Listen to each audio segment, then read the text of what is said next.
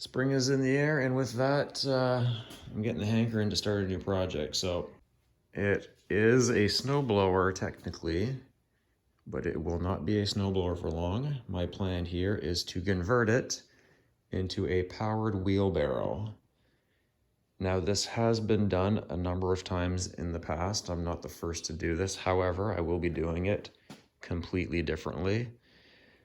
What most people do is they keep this part of it and they add the bucket to this end.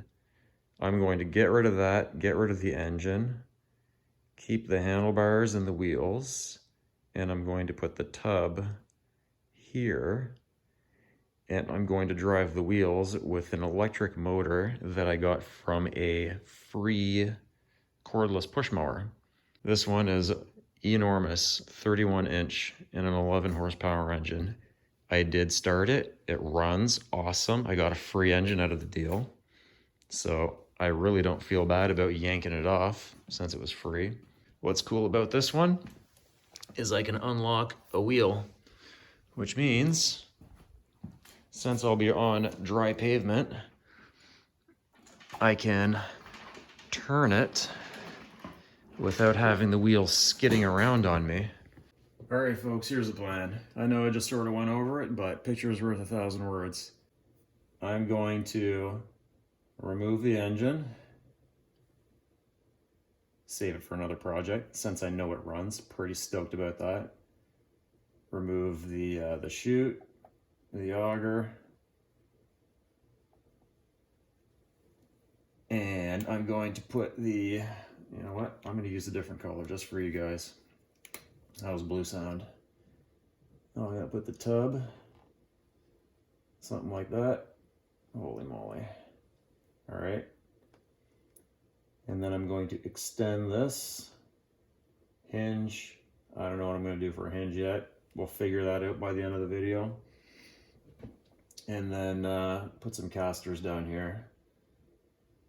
Figure that out somehow. Whatever. Casters. All right, you get the idea. We'll figure out the logistics later. These are the casters I'm working with. They're pretty big, but they're not the biggest. But I already had them, so with the idea of trying to keep this project free, I'm gonna stick with the ones that I already have. Why are you getting rid of the gas engine? I want this thing to be quiet, quiet, quiet. I want to be able to drink beer and listen to the radio and not have to start the engine every time. So I'm going to keep the same drive system, so the spinny clutch with the belt and the gear selectors and all that, with the levers that you depress to engage everything.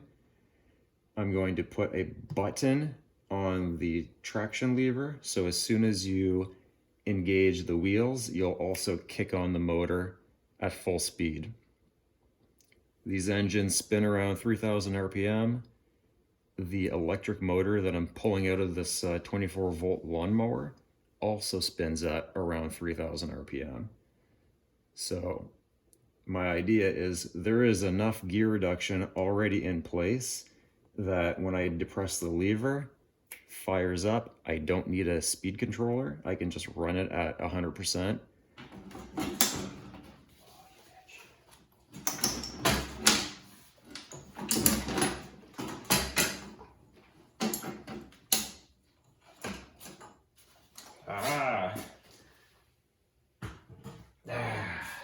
Oh, it's already starting to look like a wheelbarrow. I can see it now. Oh, the dumping pleasure.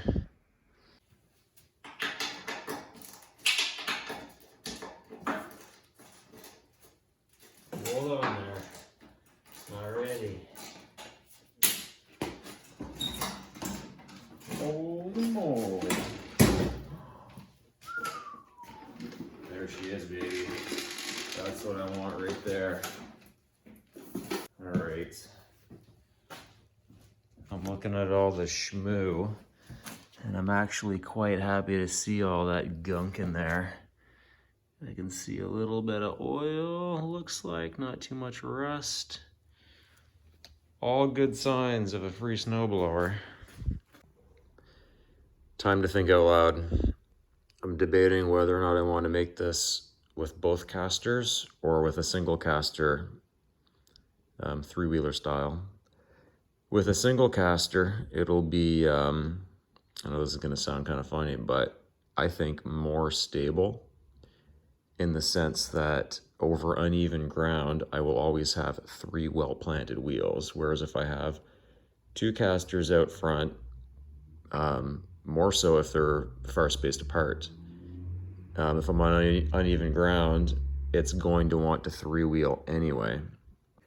So what I'm thinking of doing right now is, well, I'd like to use both casters, mostly because I have to. But I'm thinking I'm going to put them as close together as possible, so that I can still kind of swing this thing and have these guys not get all banging into each other. It's something to consider at least. I've never seen one of these, the home build ones at least, as a 3-wheel setup. I think the way I'm planning on doing it, it might work so long as the load stays up here. But again, on soft ground, these little fellows might dig in. Maybe if I had a bigger one. I don't want to spend money. So I think I'm going to run both. And if I don't like it, if I find it's 3-wheeling anyway, I don't really have to change much other than to remove the 2 wheels and then put a bigger one in the middle. Got a chunk of 2-inch angle iron.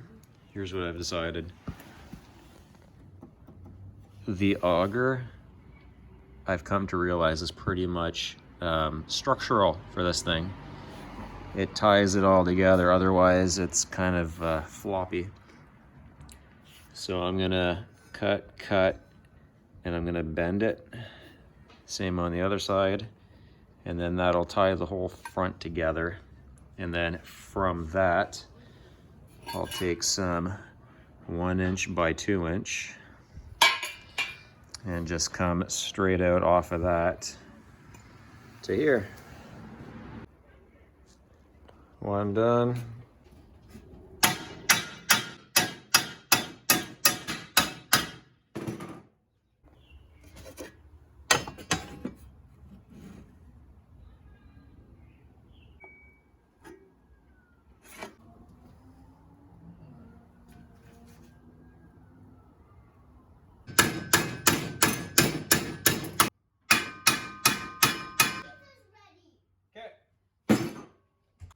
Pizza's ready.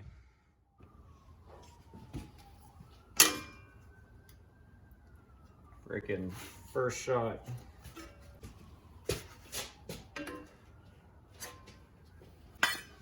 Little test fit. Freaking perfect. There she is, folks. My free cordless electric 24-volt push mower, the Newton CE 5.2. This thing is like the Ford Model T of cordless electric push mowers. I don't know specifically when this thing came out, but I know it's at least 2010, maybe even older. Works perfectly fine, and it's entirely made of plastic, which makes it ultra light. I feel kind of bad, but I need its heart, so what do you do? So there's the motor. 500 watts of freedom. Says on the top, Eco Star. Never heard of it. There's some numbers. 24 volt. 4,300 RPM. Uh-oh. I thought this thing ran at 3,000. All right, so what I'm gonna have to do then, I'll just run it at 12 volts, and then that'll cut it down to math 2150. The other reason why I don't feel that bad tearing this thing apart, look how tiny that blade is. It's cute, isn't it? When I tell my wife it takes 3 hours to mow the lawn, I don't actually want to spend 3 hours cutting the grass. Okay, bear with me here. See if we can get this thing to kick on. So I'm gonna jump it. In theory, it should start up the motor. I didn't test this ahead of time, so I don't know if it's actually gonna work. We'll see here. Eh. All right, that's good. That's a good sign. Try that one more time. There we go. Hell yeah, man. I'm pretty excited about that, not gonna lie. For the sake of not reinventing the wheel, I'm just going to chop this off, run the red and brown up to a toggle switch, and I'm just gonna keep this whole unit as is. That's the key. So it's just gonna live there forever. Good enough. I'll put all this in like a fishing tackle box or something and stick it on the contraption. This motor is huge. I'm super excited about that. Like, look at that thing. I've been sitting here for like 20 minutes trying to figure out how I'm gonna mount this battery, and I think I got it figured out. I'm gonna use one of these guys. Okay, well, hold on. First of all, this is where she's gonna go. All right. And I'm gonna use one of these guys to keep it from sliding too far back and making contact with this. I'll have two more coming out the sides to support the weight from the bottom. So there's our switch. I don't know where I'm going to put it yet. I'm thinking somewhere in here where the cable comes down, so that, again, when you engage the lever, cable gets tight and sets off the switch somehow. Here's the solenoid. This is where that cable is going to plug into. Here's where we're at. I just mocked it up. 3 2x4s seems to be perfect. Plus a brick at the back leaves me about enough space for the electric motor.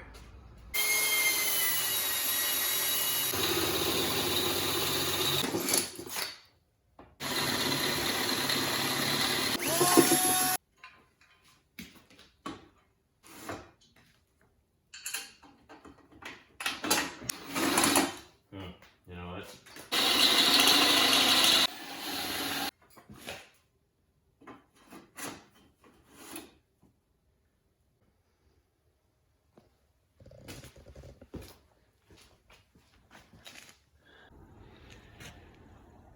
Couple scraps of metal I found. I think they're gonna work out just fine. I'll put 1-inch square across the front. That will support the hinge.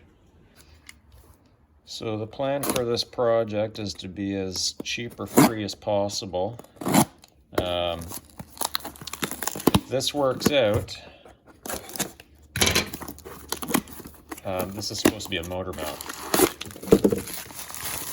And for like 13 bucks on Amazon, it's not worth it for me to make it. I mean, look at that. It's like 6 millimeters. Not too shabby.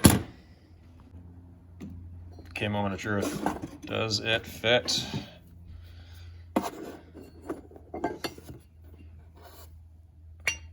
Look at that, man. Do I even have to drill? I don't even think I have to drill. Look at that. Man, I love spraying. All right, I got her flipped up. The motor mount that I just showed you fits freaking perfectly. It's like it was made for it. Super heavy duty. I have absolute confidence in it. I'm gonna mount it up top here. Of course, this thing is, you know, doing a handstand. And the e-box I got for it, sorry to be walking around so much, this guy right here, which by accident, the bolt holes line up perfectly with, going for a walk again, these guys. So I'm just going to bolt it into that.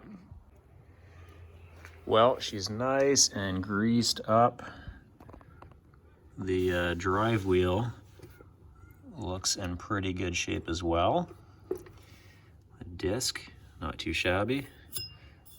I'll probably give that a light sanding, but man, if that isn't a good sign, usually these things are dry as a fart, all rusted all to hell. Momentary switch.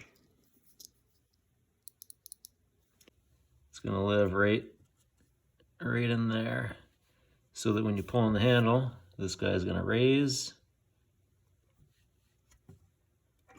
and make contact with the switch, which also means no wires, nothing, no electrical up on the handlebar. It's all going to be down in the case. So I've got these tiny screws, and I'm just going to thread it into the switch. And by gonna, I mean already did, and it worked. Come on now. Focus. All right, we're focused. So you can see just the tip of the screw coming through. I've got one more to put in. I just wanted to verify. If you listen closely, there you go. So when you pull on that lever up at the handlebars, this will pull in, brings that into the plate, activates the switch at the same time.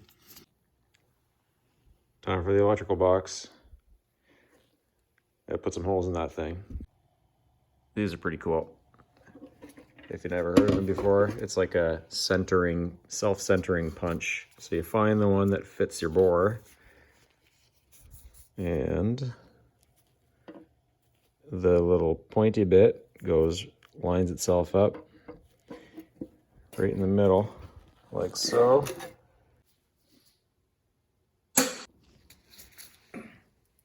Three-quarter inch self-tapper, 8mm nut driver.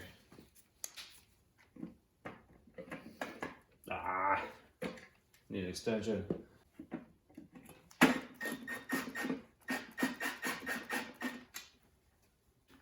Okay, so I'll hammer in the other three, drill them out, and then we can move on.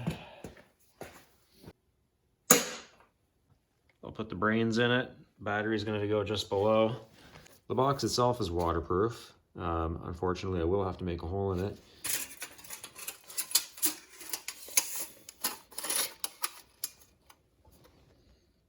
$16. Come on. Close enough to 16. I already marked off 5 1/8. Well, a bit more, but whatever. Who's counting? It's a wheelbarrow. Nice and square. Perfect. Now I can start whacking it with a hammer and helping it over. Okay, time to get this tub mocked up. I've got the bracket sort of sitting there. Update. Got that reinforced somewhat. Some brackets placed, well, brackets, uprights, I suppose you could say, for the dump, as well as a bracket to hold the battery and the motor bracket. Gonna cut these at 2 inches, weld them onto here, 2 at a time, and stick a bolt through it. The 2 tabs are going to come down here, and the bolt will go through this. So when it tips, the whole bucket will sort of rotate forward away from the hinge.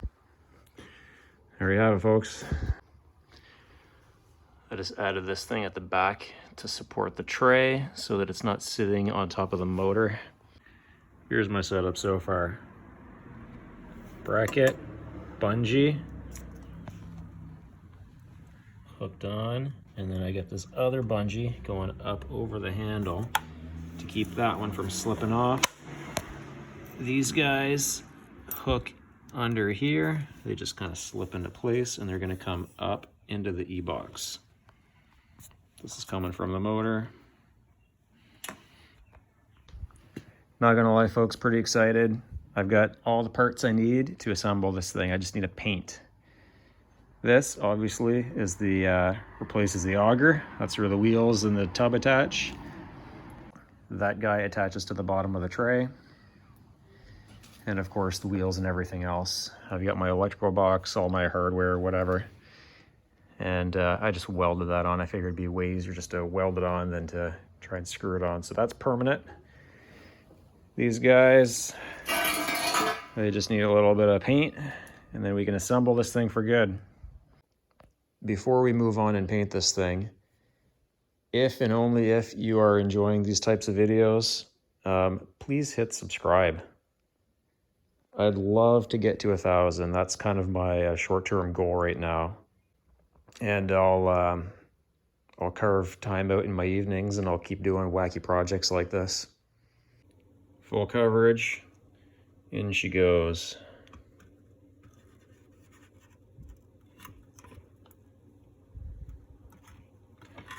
All right, I'm gonna prop that up, let it sit overnight. All the parts are painted, and tomorrow will be assembly. Just tack welded the nuts for the motor mount. That way, when this thing's all together, I never have to come under here again.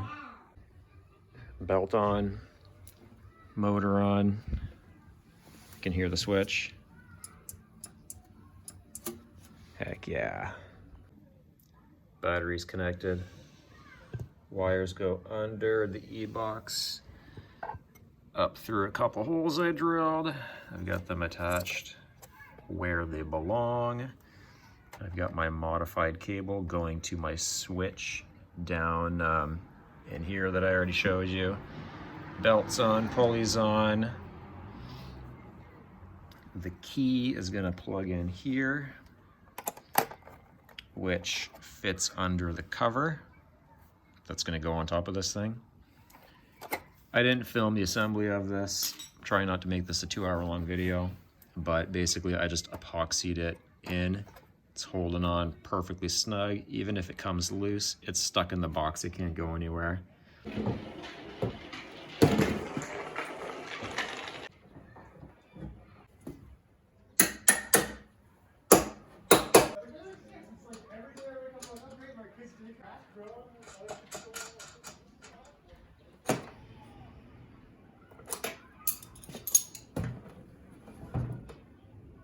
Oh, got an issue.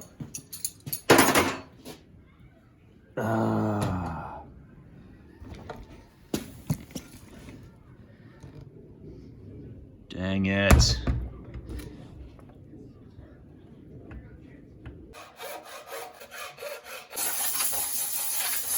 Take two. Hopefully I chopped off enough. I think this is the last step.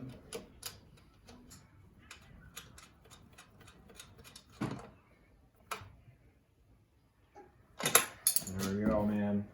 Ready to rock. Maiden voyage.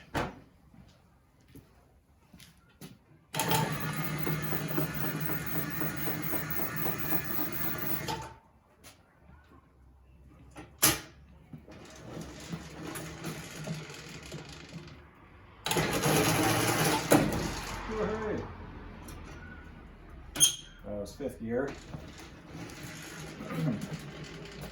First gear. Alright, first gear doesn't really work. 2nd gear.